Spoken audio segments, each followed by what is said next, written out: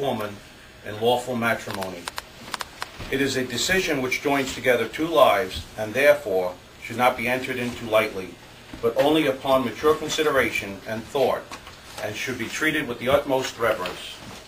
We are here to celebrate the love which these two people have for each other and to recognize and witness their decision to become one. Angela Page and John Weber, have you come here freely and without reservation to give yourself to each other in marriage? We have. At this time, I understand you would like to say a few words to and about each other. Yes. John, you and I have gone through much in what is now turning into our 14th year. We have witnessed and weathered the worst times of each other's lives. We've also celebrated successes and joys together. You're a package of wonderful qualities, many of which I admire, many of which I take advantage. When my mother met you, she said, "People like that are easy to live with, Angela." To those who don't know John, I want to say a bit about him. And that seems appropriate since some of you listening who are not friends and family didn't expect to be attending a wedding on the radio today, so perhaps you should know something about the groom.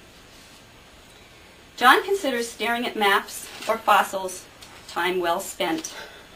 His dresser and car dash are full of stones he's found interesting. He'd pull over while driving to get a better look at interesting sky formations. He worked many years at Columbia University at their Lamont Earth Observatory as a seismologist and still houses decades of old Scientific Americans and Linux journals because you never know when you might need an old article. He's worked running networks at the Sullivan County Government Center, the Liberty School District, and he brought Harris Hospital through Y2K.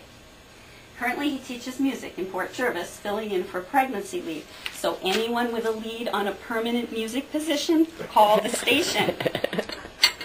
He's currently renovating a house built in 1914 and can tile, install radiant heat, or sheetrock tape with the best of them. If John were at your home and noticed a loose door or cupboard, he wouldn't leave till it were fixed. His versatility can handle computer crashes, fridge exhaust system meltdowns, and differential equation homework. John is a radio addict and a news junkie. Don't even think of talking to him Friday night while Washington Week is on, especially if Gwen Eiffel is talking. Not quite as serious as an offense, but close would be to interrupt Daniel Shore's portion of Weekend Edition. John loves the Sunday puzzle show with Will Shortz, and word games, and words in general, actually. John has a tender heart. He'll cry during emotional scenes in movies or sad songs, sometimes before I do. He heard me first on the radio and then recognized my voice at a Middletown folk club. He reacts as I do to the magic of well-crafted songs by talented performers. Being a great singer and guitarist, he was quickly able to show me some difficult guitar work so I could play some of my favorites. That love of folk music drew us together right away, and it still fuels our partnership and is a big part of our sharing. He's been known to make trips from Liberty to Jeffersonville with a CD I'd left home and was planning to air on that day on my themed show. Of course, kids, that was before MP3s.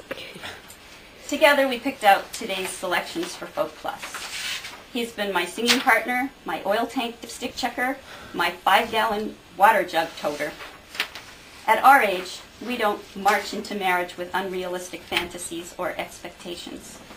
One of my favorite performers, Cozy Sheridan, says, "Before love, you haul water, chop firewood.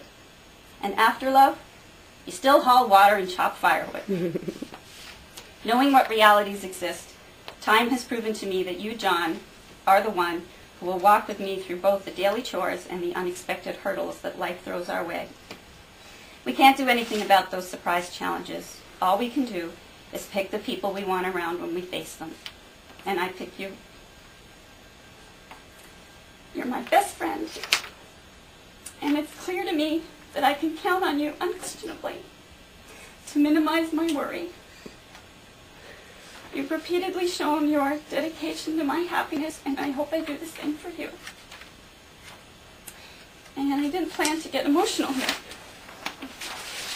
But I hope we can be as constant and supportive to each other as the examples of the couples in my family listening now in Europe, Australia, Canada, and around the U.S., especially my siblings and their partners, and my parents, who are my role models and heroes.